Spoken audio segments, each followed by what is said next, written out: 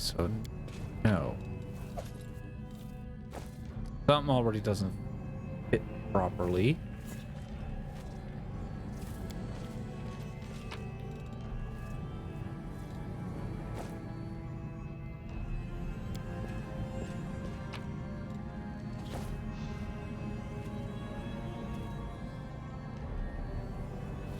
Where's that other side?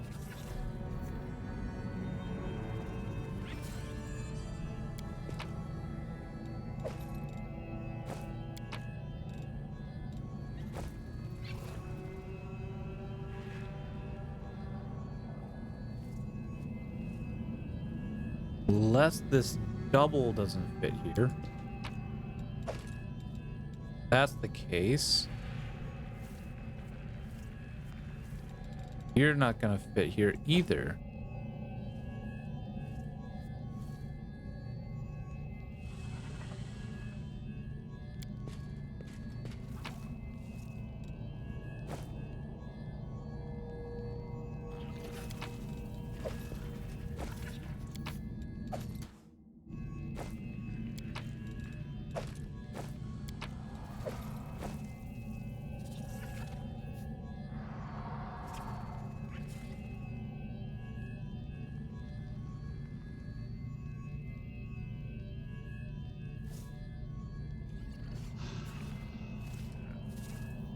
Yeah, right here I'm pretty sure is actually the double of this. I'm pretty sure that's the only way that part's gonna work.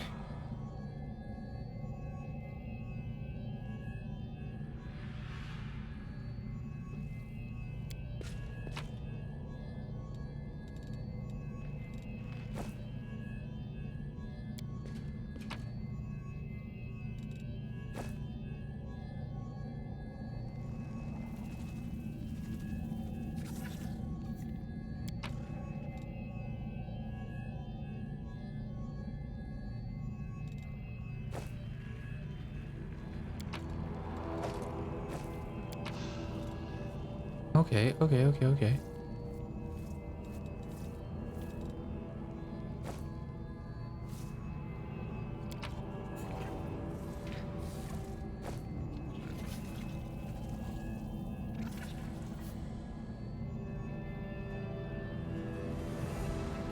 All right.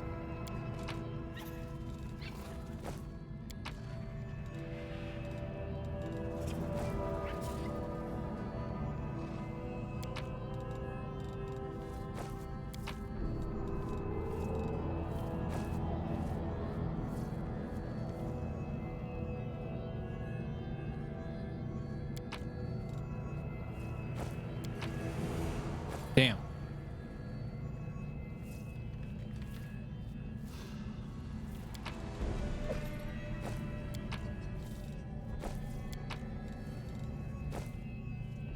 The only way that part would actually work.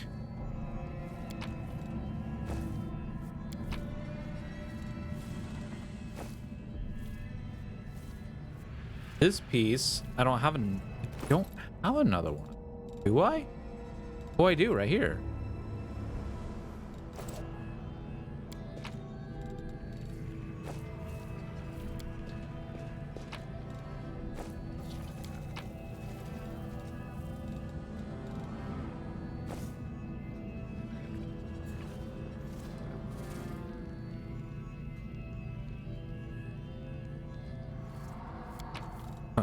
Here and maybe here. Okay. Okay, they're exactly the same. Means right here it's gonna have to be... No. Wait, yes. Leaves...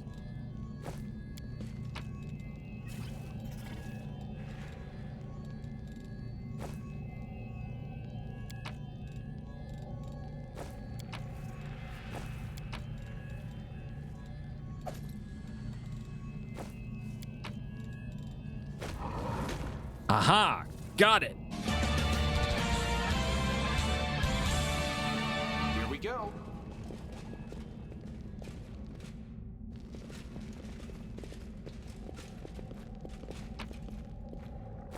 A new throwing star. Flaming throwing star and elven notes. Oh, we're gonna have a nice conversation with oh, another chest. With the storyteller when we get back.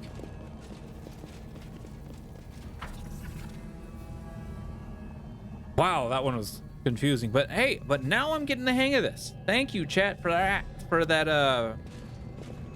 so much for that tip.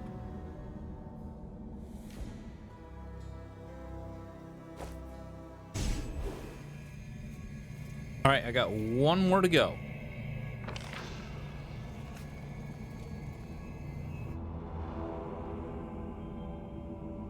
That's the final veil area.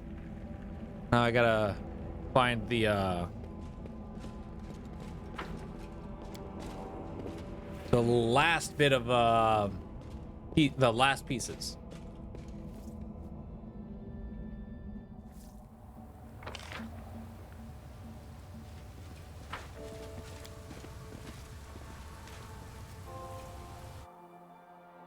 And that might be in the last unknown area, which is right here. Well, actually, I still have like 3 areas down here I need to get to, so.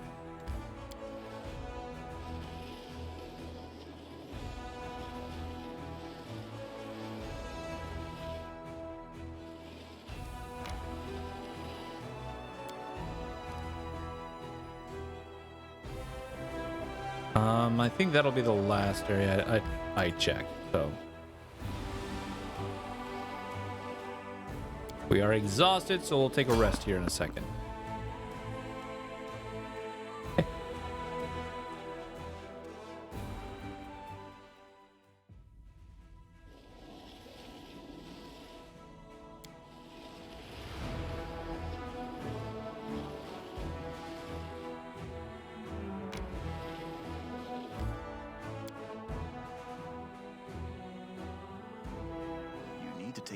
Of yourself, Ember.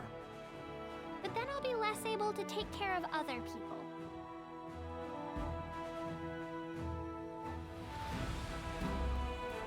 I mean, she's not wrong.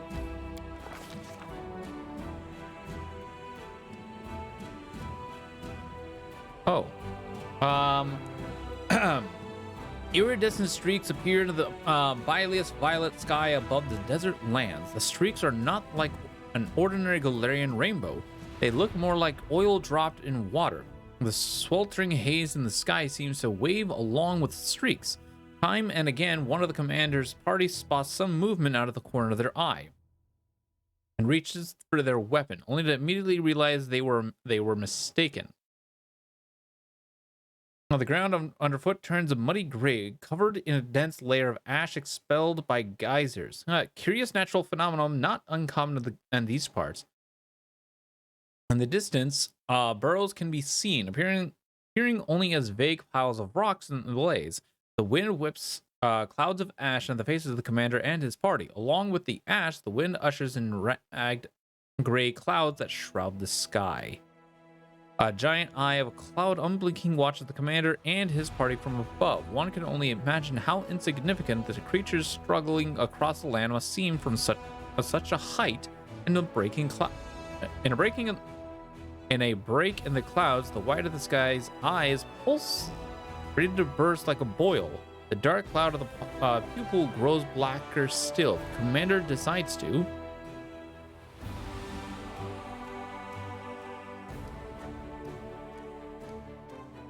By the way, try to recall, study the clouds.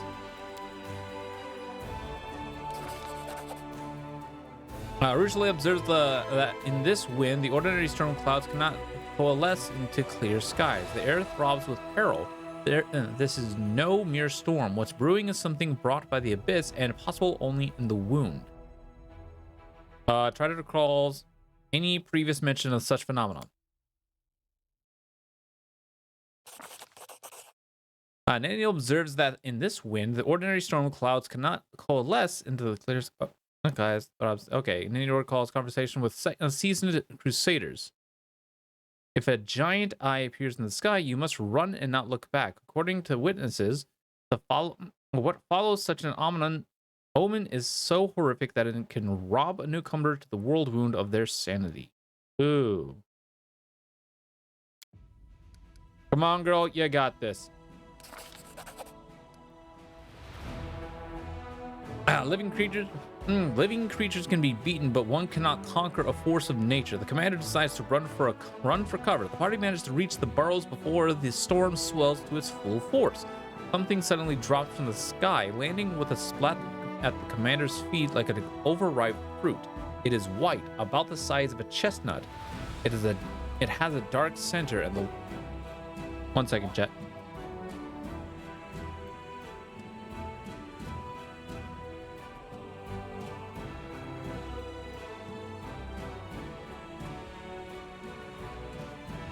Sorry for that. Okay. It has a dark center, and the longer the commander stares at it, the more it seems like something is staring back. The fruit looks disturbingly like an eyeball.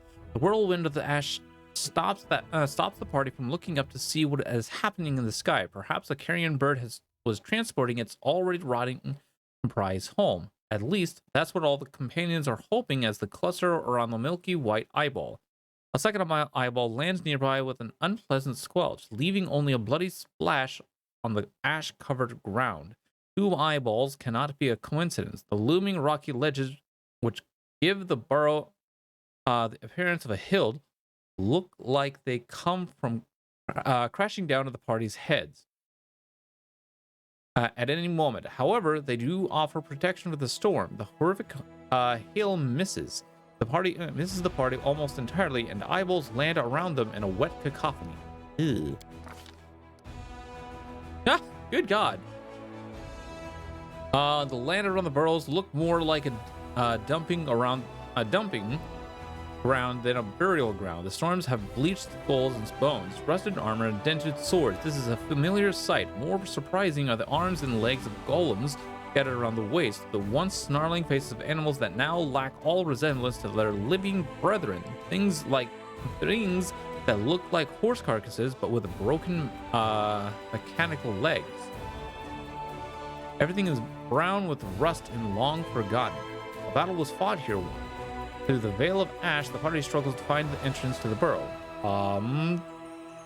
Hastily feel along the walls.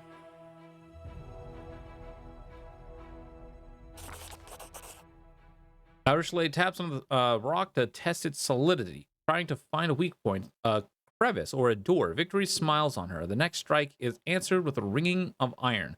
The ash-darkened piece of metal that covers the entrance crumbles under Ursula's attack. The mouth of the ball is cool and smells of damp dust. More of the ash lies underfoot, pressed into a glossy, slippery crust. It's clear that the burrow has been constructed above a cave system. The deliberately carved out corridors stretching off into the burrow's depths leave room for natural passageways. The wind wailing through the stalactites in the dark carries a strange sound similar to a desperate human cry. Help me, help me.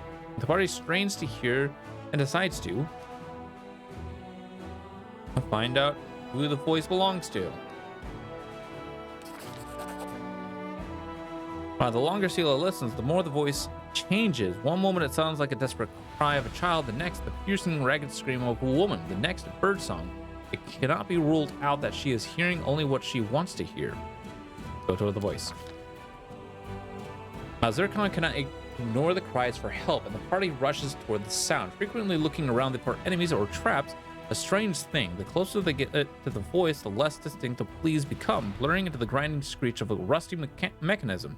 The only passage leading further into the burrow finishes in a dead end, a spacious cave, its walls decorated in frescoes that have almost entirely faded over time.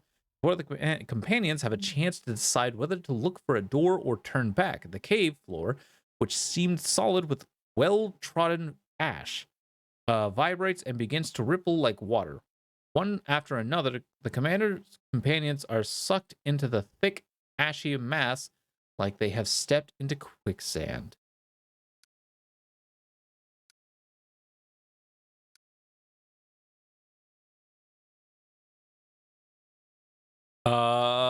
Yeah, the party needs to assess the situation. The party understands that panicking is pointless. Assessing the situation and formulating a plan of action is much more useful. When they stop struggling, they notice that the quick ash seems to loosen its grip in turn. Below, they can hear strange noises like grinding metal. Could there be a mechanism drawing the quick ash downward? Exit from the cave is still too high up. Now the party have only one route down.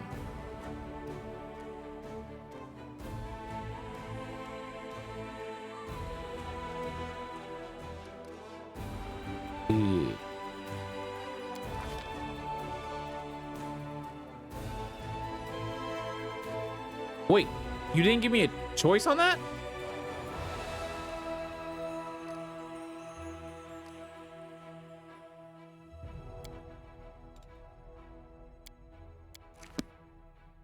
I didn't even get a choice on that, chat.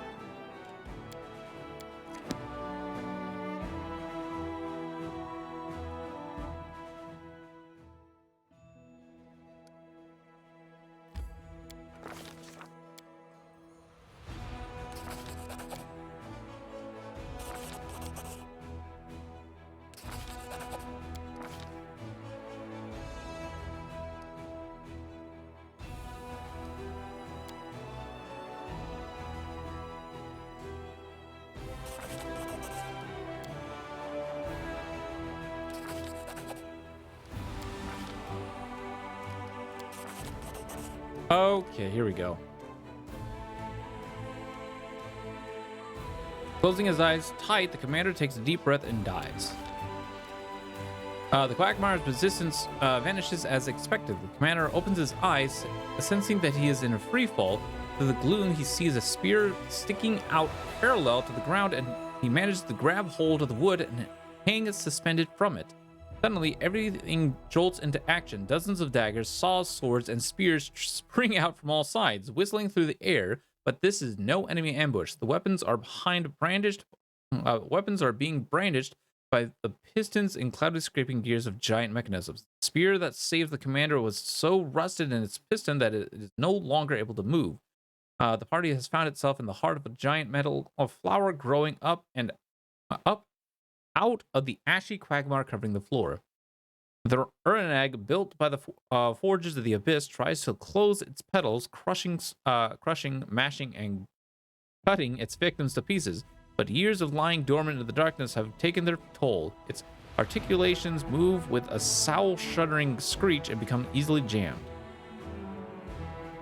The mummified bodies of unlucky crusaders can still be seen hanging speared on rusted blades. The commander wants to avoid their fate. He must figure out what the Uranag move.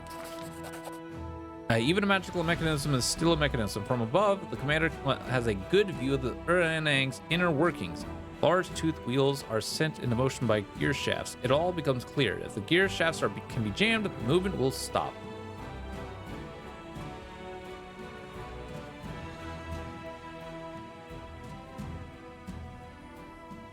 Tower shield over the back of a dead warrior.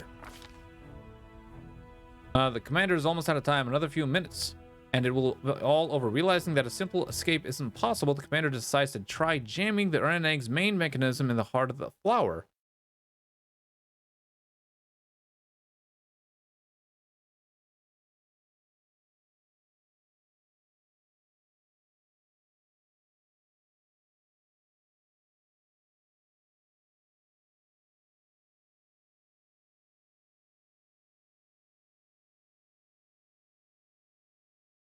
Oh, as she died, the female warrior tried to hide behind her tower shield. Okay, so, but it did not save her. Okay. I was just like, I thought I killed somebody there. I was like, okay. The closing petals pinned her to her shield forevermore, fusing them together as one whole. The commander plants his feet against the shield and ambushes, trying to dislodge it, but it does not move an inch. Hammer the hand to the paladin. The body of a paladin clutching a war hammer in his hands. Hands of bone hangs from one of the Uranag's hammers, pointing directly upward. The commander is lucky that this warrior chose to meet his death with the weapon in hand. The commander drags the body toward him, grabs the hammer, but the servant of the Titan, the servant of Light's grip is still surprisingly strong and refuses to relinquish the weapon. The bone arms are easily ripped from the skeleton's shoulders. Still holding the hammer, the commander tosses the lot into the heart of the Uranag. The hammer falls, sparking off the gears and getting stuck between them. With a furious screeching and scraping, the Uranag tries to grind the warhammer, but it cannot. A tremor travels up the pedals. There is a deafening cracking sound, and the Uranag stills forever. After carefully extracting themselves from the clutches of the Uranag, the commander and his party find themselves up to their knees in ashy sludge once more, but this time it only harmlessly squelches under their feet as they walk. A dark breach yawns before them, and the cry the commander heard at the entrance to the burrow rises up again. Help me. And since there is no other route, the commander decides to pray for the dead crusaders. Commander offers a prayer, thanking the crusader who helped their fellow soldiers even in death, and asking for forgiveness for not treating their bodies with the respect they deserve. He feels warmth suffuse him, like the dead truly are with him and are wishing the party good luck on its onward journey. After all its ordeals, the party finally goes up to the surface, and it emerges in a small chamber. Pipes protrude from enormous openings dotted all over the walls, and they connect to a small box adorned with Baphomet's symbol. The box cries out, producing high, plaintive noises that, when carried through the pipes, begin to sound something like "Help me." The commander knows that this is just another demonic mechanism created to lure crusaders into the burrow. He smashes the box, scattering small bolts and gears across the room. Silence reigns. There are no secrets left in this place now.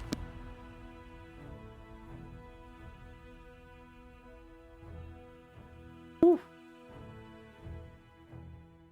I guess they're still like right here. We can try and figure it out. Anyways.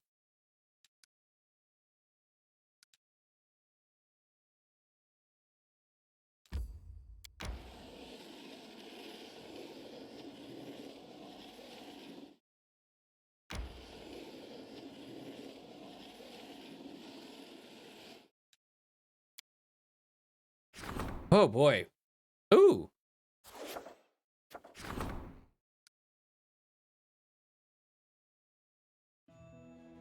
Intermediate circlet.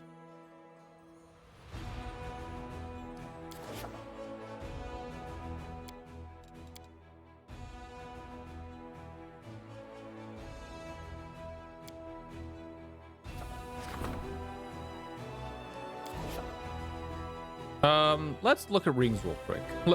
Let's look at rings real quick. This helps me out.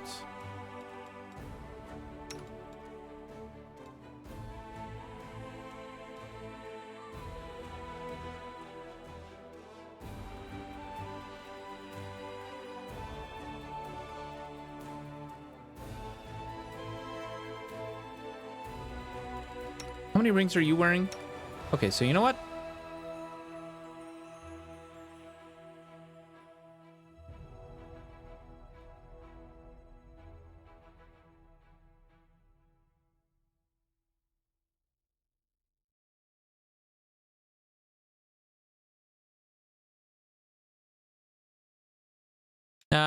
She can hold on to him. I don't really even use that ring though. But she could maybe use a ring later, and maybe I can use a new ring.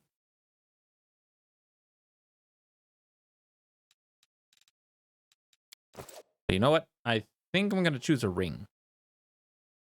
Somebody needs a circlet, so nobody's gonna use a sai. Yeah, boom. Shamans have carried out their task.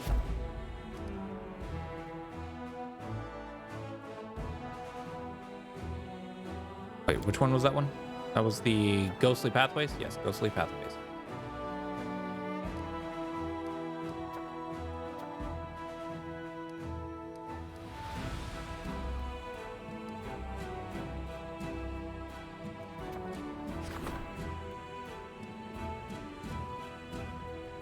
7 days just to get down Hell Knights. Yeah, what?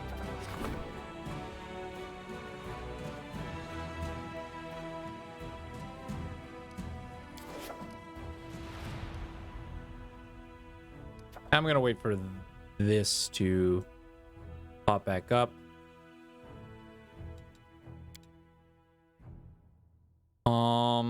Knapsack tree.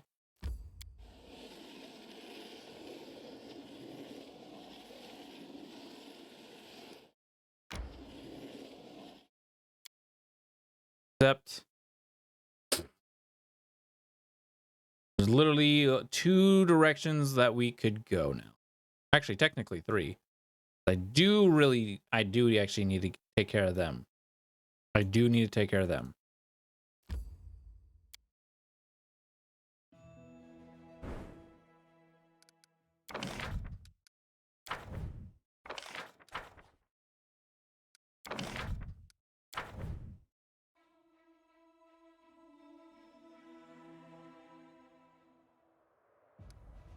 All right, so I suppose we can start working on Sozio's quest.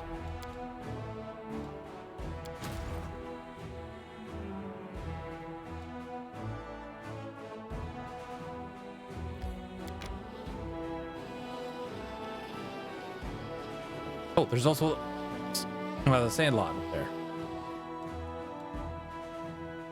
Okay, there's also this. Oh, this might be where I need to go. If that's gonna be the case. There's that one. And there's that Streesom. Streesom is the closest. Aside from Dresden, actually.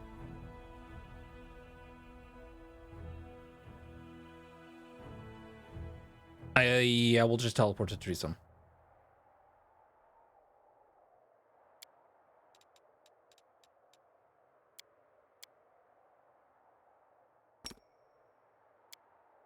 We'll do Soziel's quest afterward.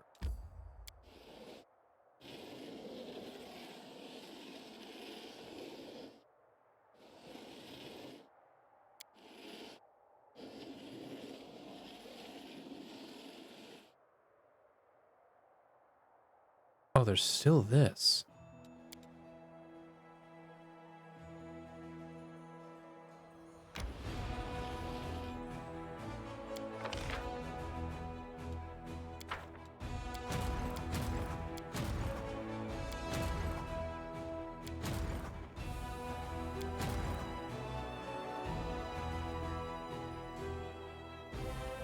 Okay, so now my question is how do I make a new army?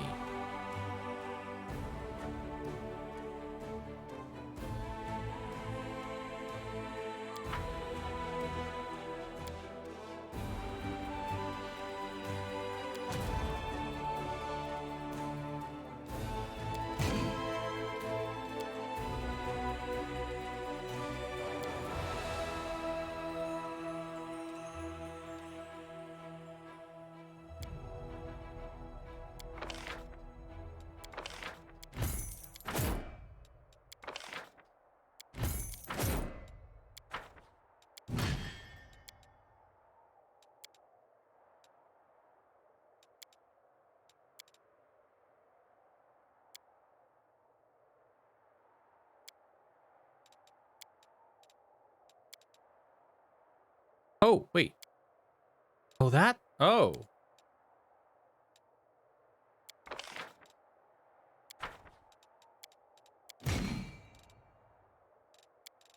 Aha.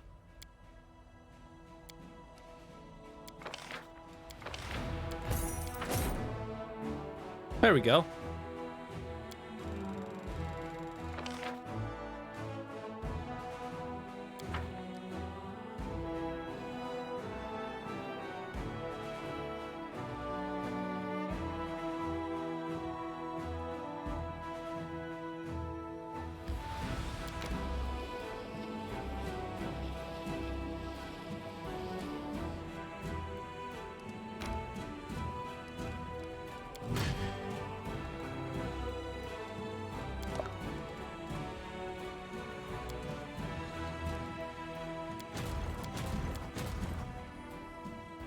Right.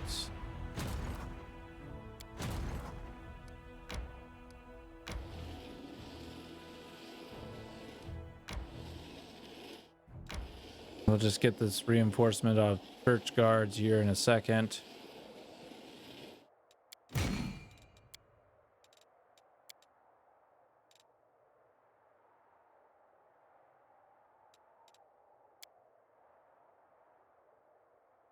All right.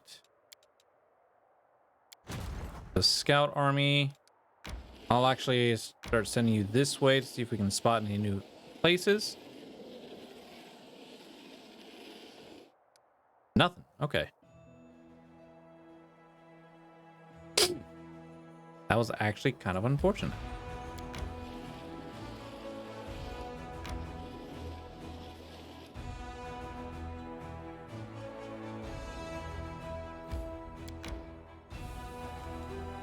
Well, damn.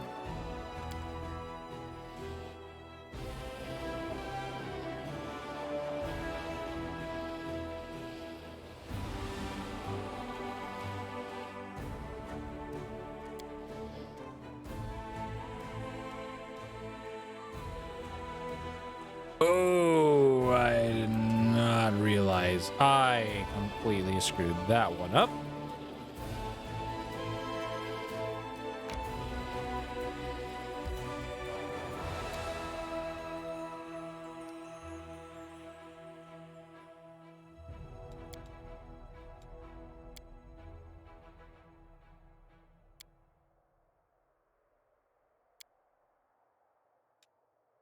Don't you realize how dangerous it was to jump off that cliff?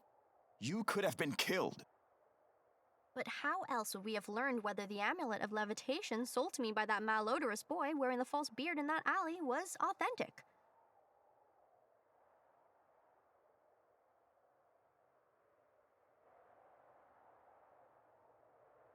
What the?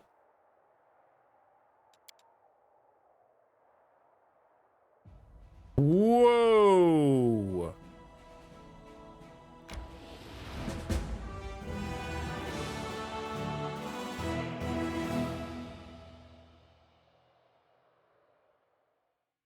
We got a level 9 army coming in, chat.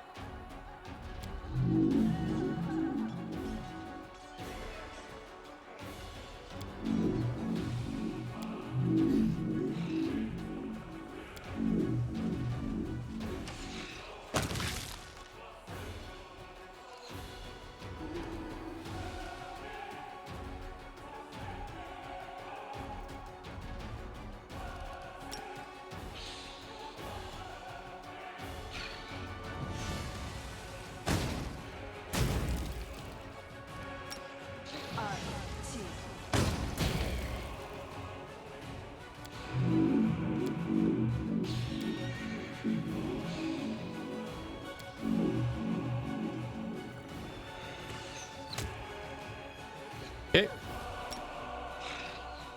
That could finish him off, maybe. Or not.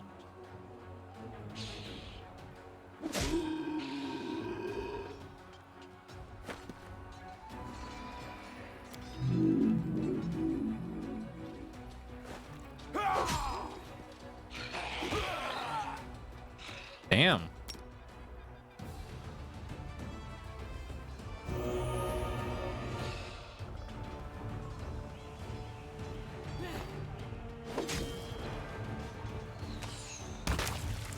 Hey, there you go.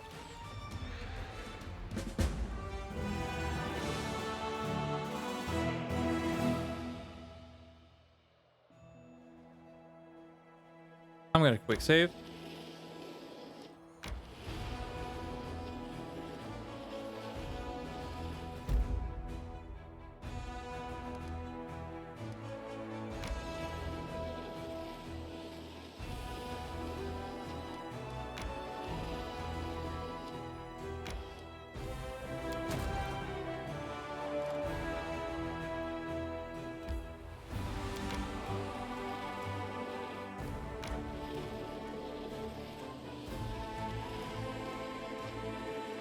I'll make it. Oh, damn.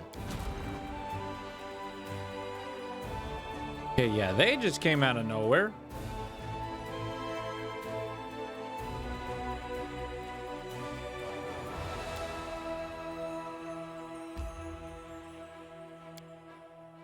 So now there's another new place we need to check. Let's just hope that this...